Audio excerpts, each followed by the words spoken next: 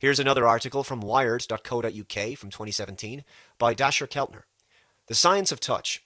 Why physical contact can make you happier and more successful. Touch can deactivate stress regions and was used by primates to form alliances. Tactile communication involves a complex communicative system that has been shaped by millions of years of mammalian evolution.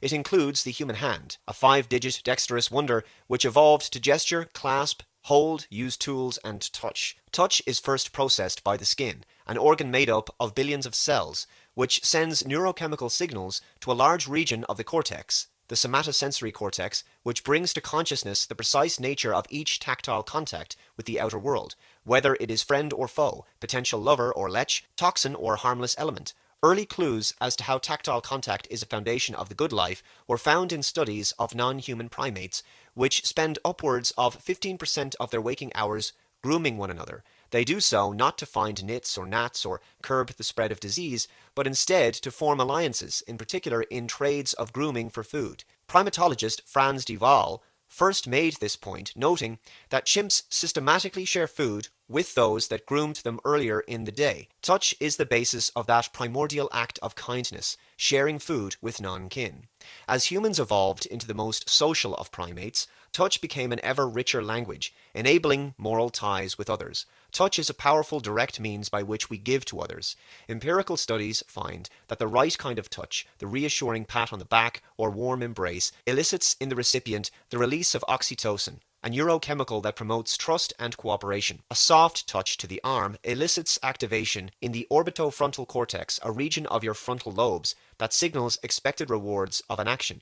Warm, friendly touches of appreciation make others feel esteemed, valued, and good.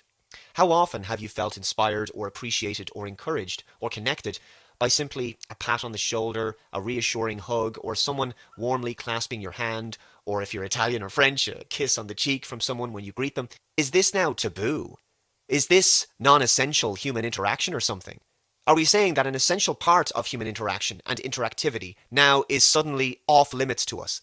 Physical contact is a source of positive, mood-boosting energy to human beings and a vital part of communication and bonding between peoples. Can we see now why it's being taken away from us? The new normal, they call it, this social distancing. There will be nothing normal about human beings if this social distancing and aversion to human contact becomes commonplace. We will be a deeply troubled and sick people. Warm, friendly patterns of touch also calm down the recipient's neurophysiology of stress. In one study, simply holding the hand of a loved one deactivated stress-related regions of the brain when anticipating going through a stressful experience. That made me think of all of the elderly people who recently died in nursing homes alone because of the lockdown and the social distancing, and they were probably afraid. And they died with no family or loved ones around them. Who was there to hold their hand in their final hours?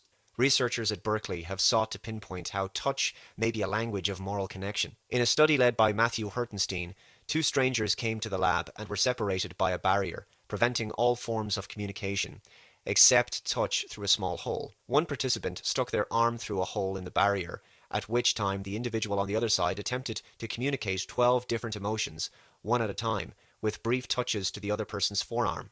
The emotions included gratitude, sympathy, and love, quintessential moral sentiments. After each touch, the recipient guessed what emotion was just communicated. In this study, subjects could detect gratitude, sympathy, and love about 55 to 60% of the time. This shows that as the day unfolds, we can rely on touch to convey gratitude, sympathy, and love with brief touches. Or at least we could before 2020. But of course, the lockdown and social distancing were never about saving lives.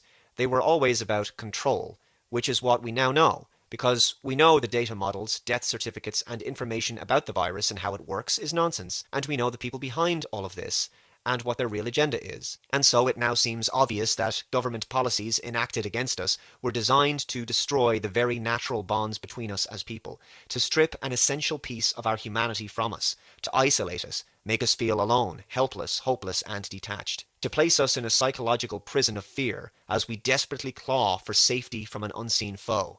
And in this desperate scramble for safety from the illness, we turn away from the very thing that would actually save us, nature's built-in cure, herd immunity, which can only be achieved by being close to one another. Also, the media and the so-called experts on TV They never say anything about getting plenty of vitamins or maintaining a healthy and balanced diet along with exercise. No, instead, the very people who recommend that our governments take away our rights and force healthy people into quarantine and isolation are the very people who stand to gain financially from providing the snake oil solution they're offering us. They also gain by making us sick, by encouraging us to weaken our immune systems through lack of contact with other people.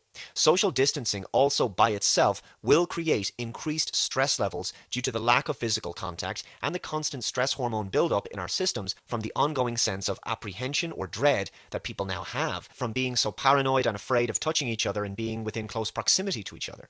Here's another article. This is from greatergood.berkeley.edu. Why physical touch matters for your well-being. Physical contact seems to be declining in modern life. But what happens when we lack human touch? Well, this article was written in 2018, and obviously things are now a lot worse when it comes to human touch.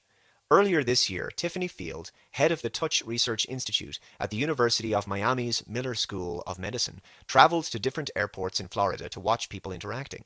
A researcher who has studied touch for more than 4 decades, Field made a shocking discovery. Nobody was touching each other. Everyone was on their phone. Well, that's just very sad. I think social media has been really detrimental to touch, Field told me. Being on your phone is distancing people physically from each other. It used to be in airports, you'd see people hugging and napping on each other. Now they're just not touching. The science of touch came of age in the mid-1990s when 2 scientists traveled to Romania to examine the sensory deprivation of children in understaffed orphanages. The touch-deprived children, they found, had strikingly lower cortisol and growth hormone levels for their age group. From the time we are in the womb through our elderly years, touch plays a primary role in our development and physical and mental well-being. New studies on touch continue to show the importance of physical contact in early development, communication, personal relationships, and fighting disease.